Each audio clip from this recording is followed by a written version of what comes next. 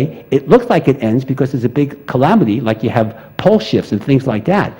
But we survive, or at least, not us, but the planet survives. So entropy is an interesting theory. It's a chaos theory, but they're referring to the chaos of creating another Big Bang, not just ending everything. It's not Armageddon, okay? Now, I want to cover a few more specifics here about going into the future and about future technology.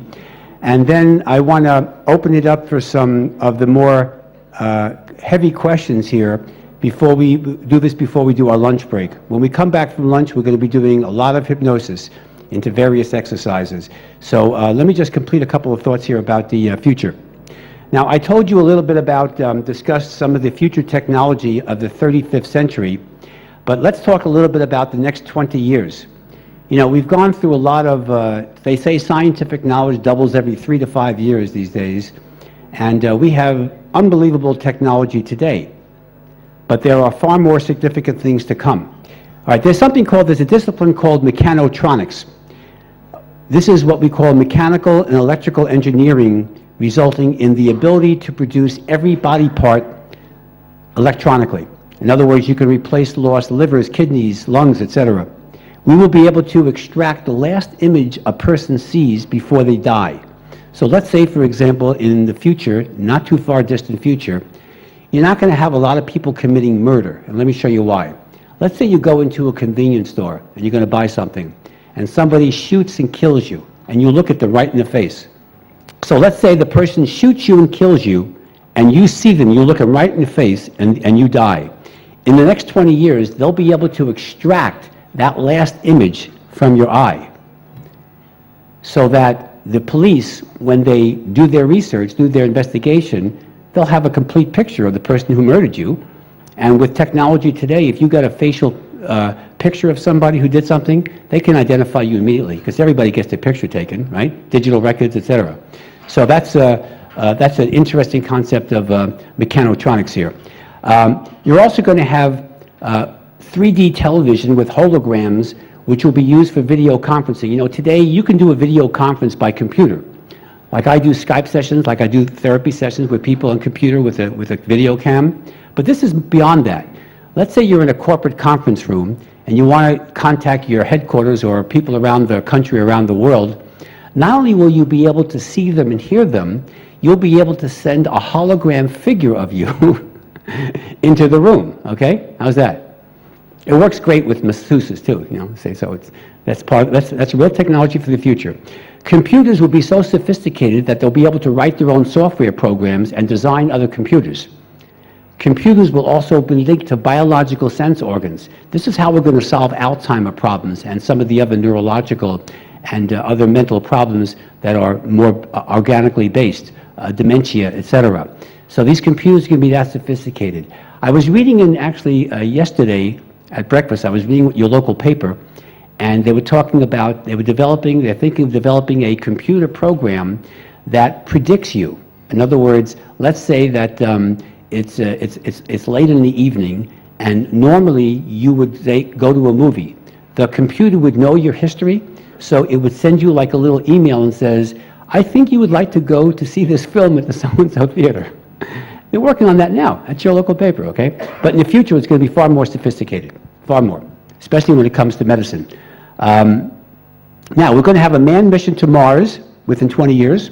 A moon base will be established, if it's not already there, definitely within the next 20 years.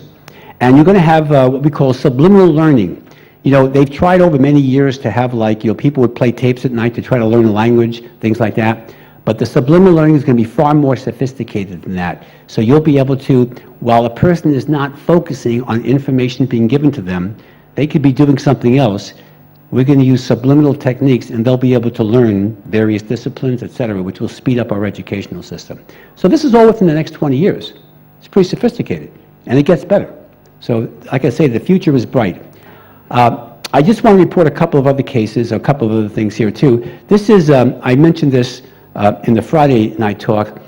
This is a very, one of my favorite examples about the future are people who actually have perceived accurately the future. Now, if you ever have read the works of Nostradamus, one of my favorite people from 500 years ago. Nostradamus was a brilliant man, a brilliant psychic. He was a physician. If you know his history, he's a brilliant guy. And he wrote these quatrains, these 1,000 quatrains, 4-line quatrains, which depicted future events. Now, a lot of people make fun of him, and the media makes fun of him, but if you analyze his work carefully, it's unbelievable. He named Hitler, he talked about Napoleon, he talked about the Kennedy brothers, JFK, RFK, their assassination. I mean, the guy's amazing. All right, so obviously he saw into the future, and accurately. Well, here's a case of, since I'm a writer, I don't read a lot of novels, but this novel would be very, very, very relevant here. In 1898, a man named Morgan Robertson wrote a novel called Futility. And in this novel, remember, 1898, the theme of the novel was an ocean liner on its maiden voyage carrying the elite population, or elite crew, passengers, of 2 continents, hits an iceberg and sinks into the water. People die. Lots of people die.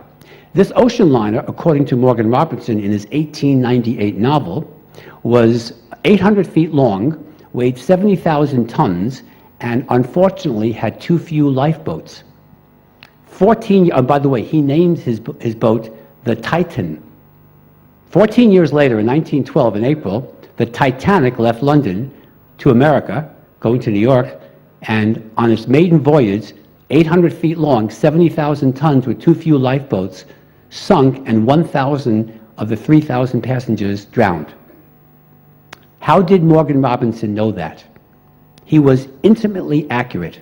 This is not a coincidence. If you do the math about the probability, about that being just statistically, forget it, okay? Morgan Robertson, 1898. Now, no one's ever heard of him. I mentioned that. No one's ever heard of Morgan Robertson. The novel wasn't made into a movie. But that's an intimate example. And there are many other examples in history, but this is something I think is kind of fun.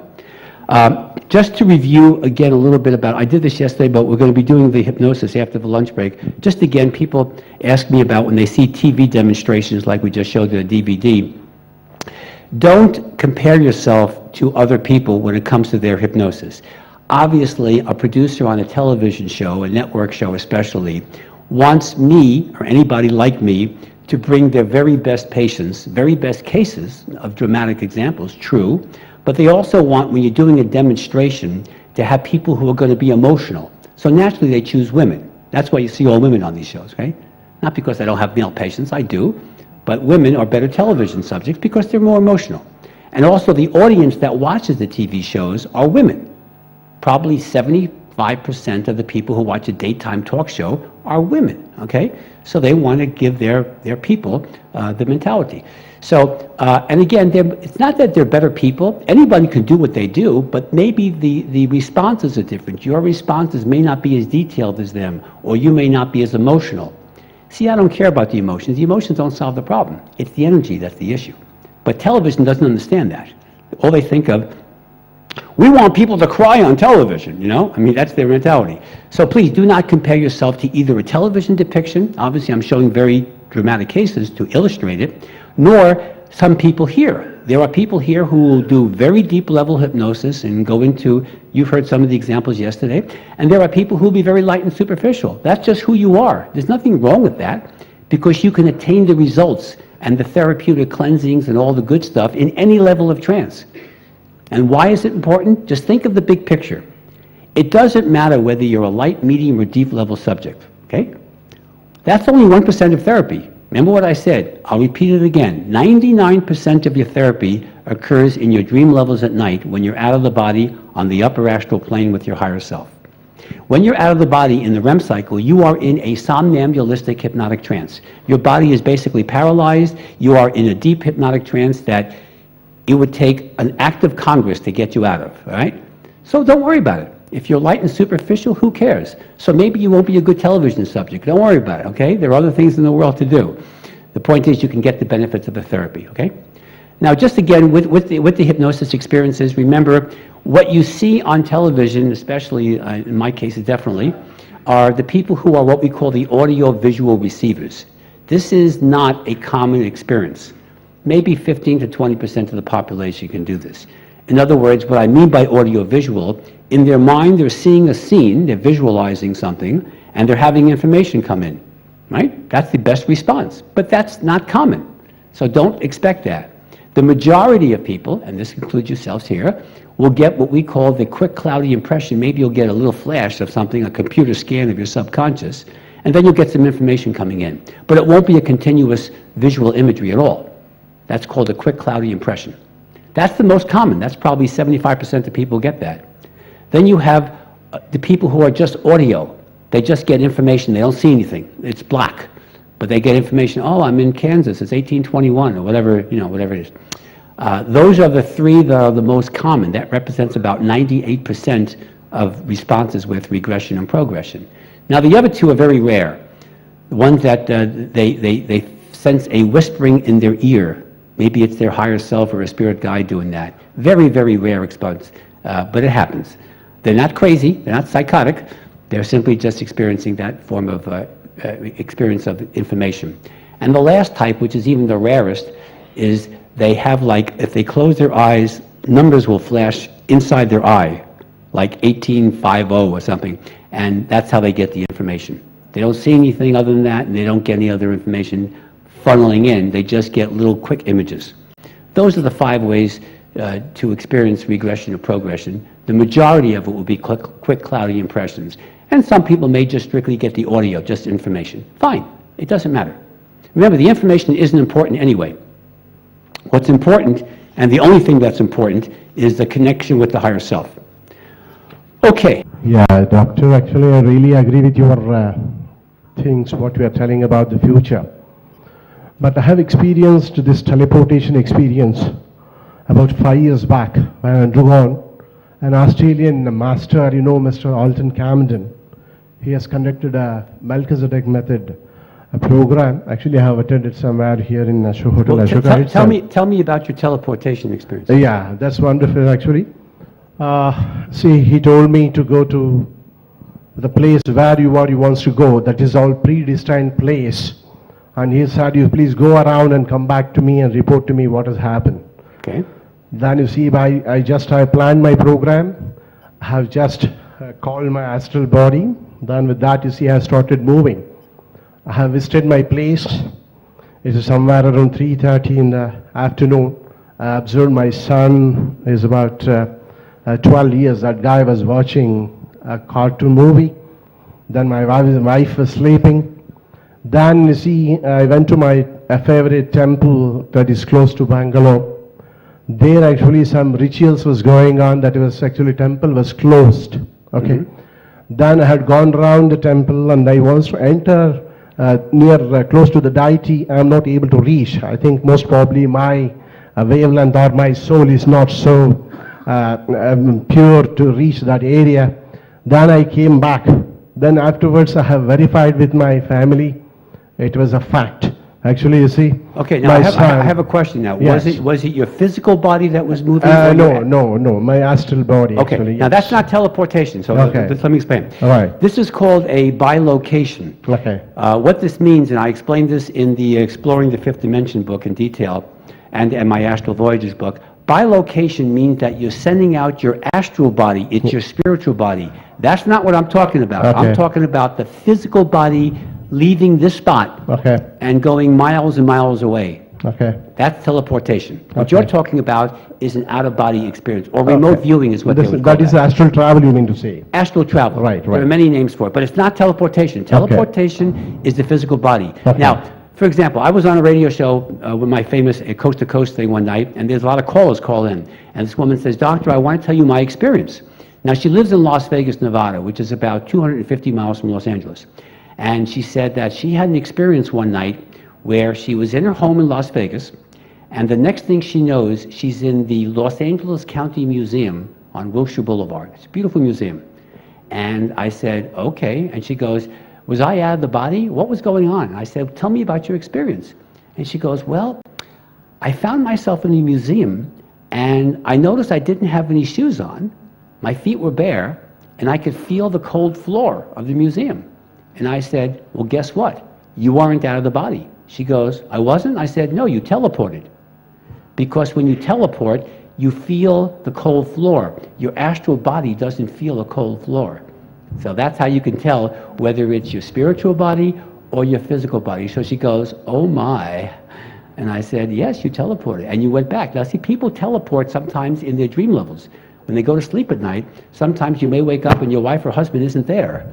And they're not necessarily in the sutra bar here. Sometimes they teleport. Teleportation has been, every ancient culture talks about teleportation.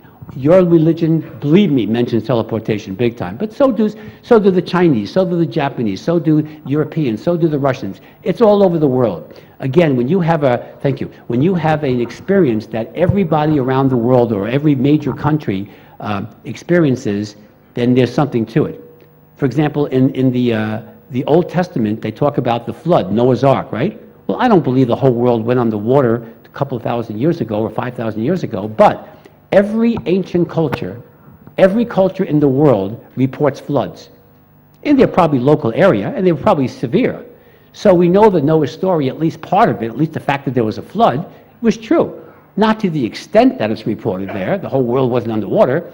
If it rains for 40 days and 40 nights, it's just, it's one of your monsoons, okay? It's not going to put the place underwater.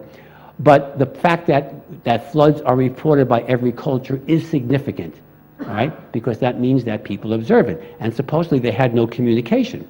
As I mentioned before, Whately's law of evidence. If everybody reports the same thing and they don't communicate with each other, it must be true. They don't just make it up, okay?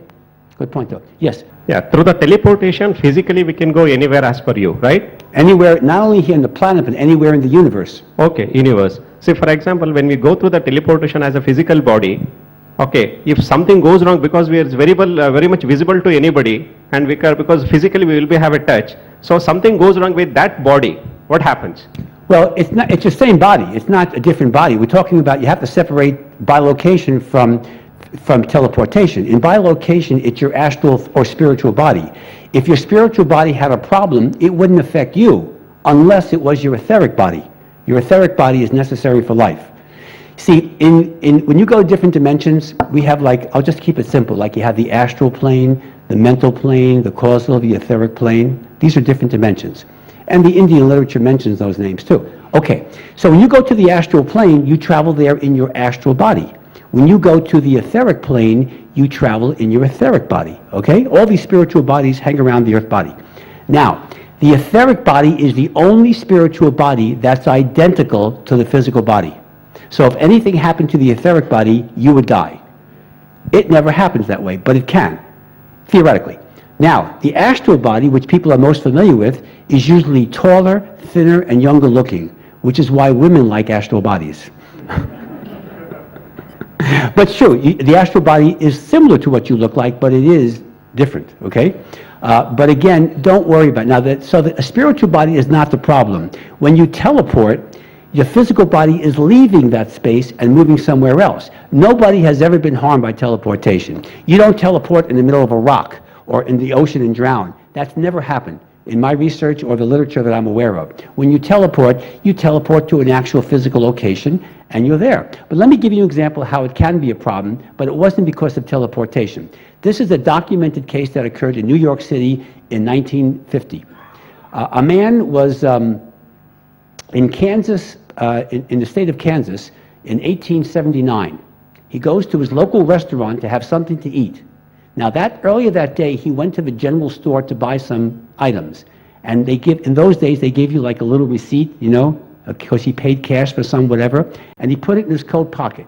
So he had a receipt that had his name and the price of the object and the date, 1879, it was whatever, in Kansas. He goes to his restaurant, has something to eat, then he goes out for a walk, right? He wants to have a little exercise. He's never seen again. Disappeared. And they reported that in that local area, that so-and-so went out for a walk and no one ever saw him again. They don't know what happened to him. In 1950, the man materializes in New York City on Times Square, which is a very busy intersection if you've ever seen pictures of Times Square. A cab is coming at him. He doesn't know what's going on. The cab kills him, hits him and kills him. When they look at the body, the police naturally want to identify who's the person, so they can identify the family.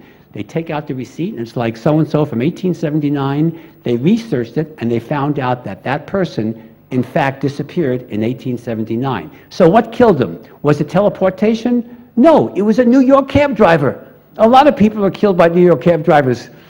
It wasn't the technique, okay? So teleportation is perfectly safe. All out-of-body experiences are perfectly safe. In the history of mankind, in the last 150 years of research plus of out-of-body experiences, there's never been a case of any physical, psychological, mental, or any other harm to anybody going through out-of-body experience. In fact, it's a spiritual experience.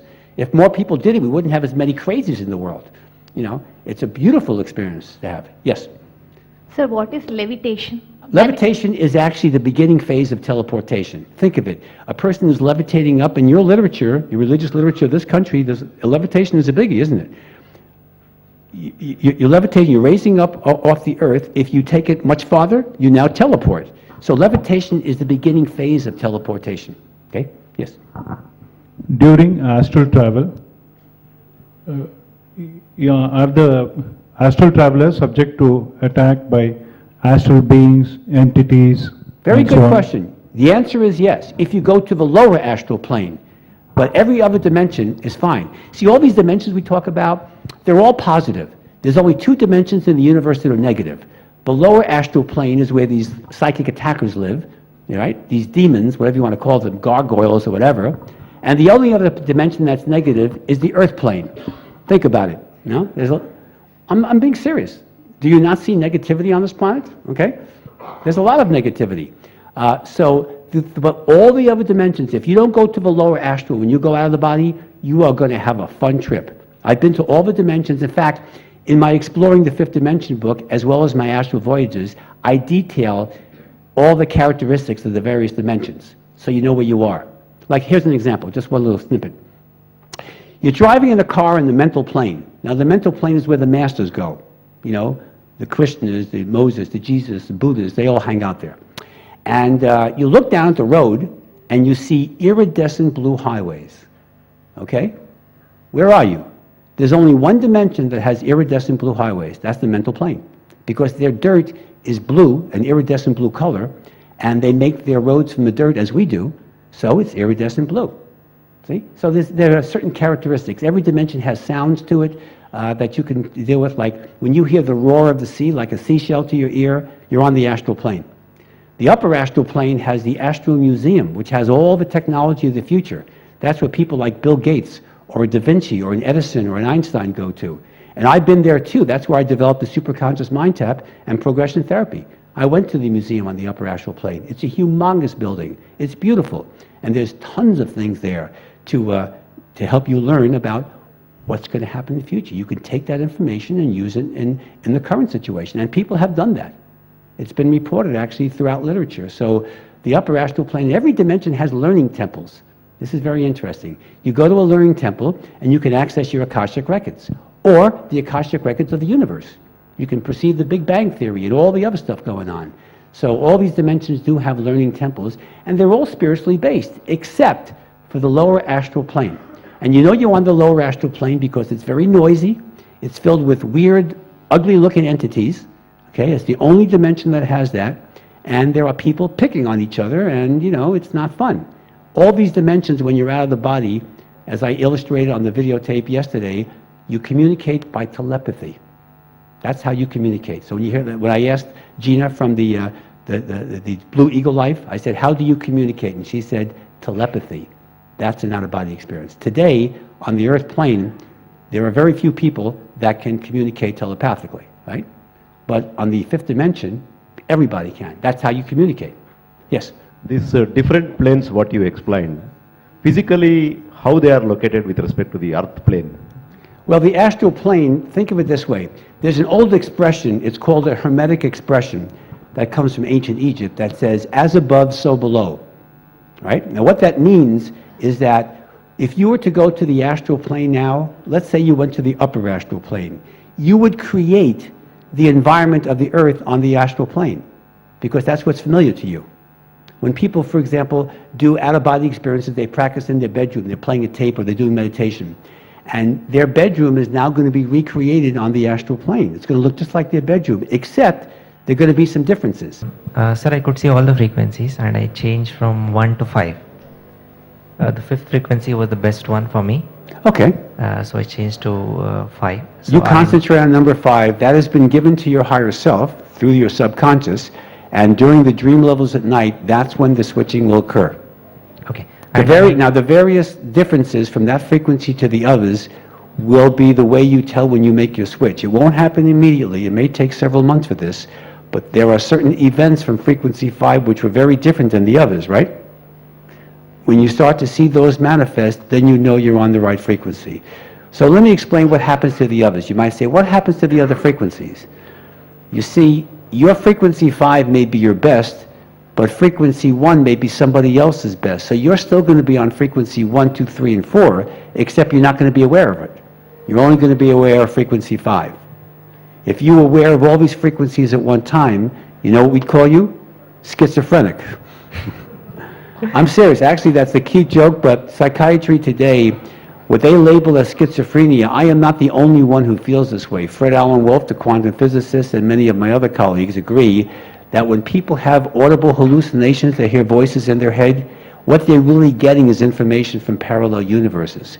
What they're really being is like they're trapped between elevator floors. But modern medicine doesn't consider that. They don't consider parallel universes or spiritual energies. They just consider them to be crazy. So basically, you exist on all these universes at the same time. There's an infinite number. I just use 5 as a range because there's 5 major categories, an infinite number of each category. And you don't just dematerialize in the other frequencies because people have to be there. You have a family, friends, whatever. What would Guruji do if you disappeared, right? I mean, you know, you got to have, people got to have you there, right? Who would bring me my water here? Okay. But you will be aware. Only what you're aware of is it doesn't matter what happens on the other frequencies. Like, for example, if you get killed on another frequency in 6 months, so what? You're not going to be aware of it. You're going to be on another parallel universe.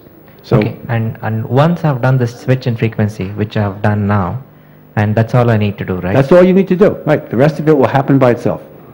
Doesn't matter of time. Just be patient. Thank you. My pleasure. Okay. When you say connect to the frequency, how to connect to the frequency? Because you are not showed us any graphical things how it is get connected. So directly when you say connect to the first frequency, second, third, fifth and all, it is very difficult to visualize that. Okay, well, you don't have to visualize it. What you're really doing is giving the instruction to the higher self. You see, what you do here during the session doesn't really make much of a difference. What really matters is what happens when you go to sleep at night. So even if you visualize nothing during this, it doesn't matter. You've now been implanted into your subconscious, like a computer programming, a specific instruction. When you go to sleep tonight, your subconscious mind is going to go to the upper astral plane. You're going to go to a big conference room with your higher self, and your higher self is going to sit there and lay out the videos of your frequencies. You see? But it won't do that unless you request it. So what we're doing here is requesting it. So don't worry about the details. I don't want you to make this a performance pressure, just like visualization. If you don't visualize anything on any other technique, it doesn't matter. As long as your subconscious mind has the instruction, and as long as you go out of the body at night, which you do automatically, you can accomplish anything. You see? Society is too performance-oriented. This is not a performance test. So don't worry about it. So again, a continuation of that question. What is the meaning of first frequency, second frequency, third, fourth, like that? Okay, these are parallel universes. The concept may be unusual for you, but physics today, quantum physics especially, has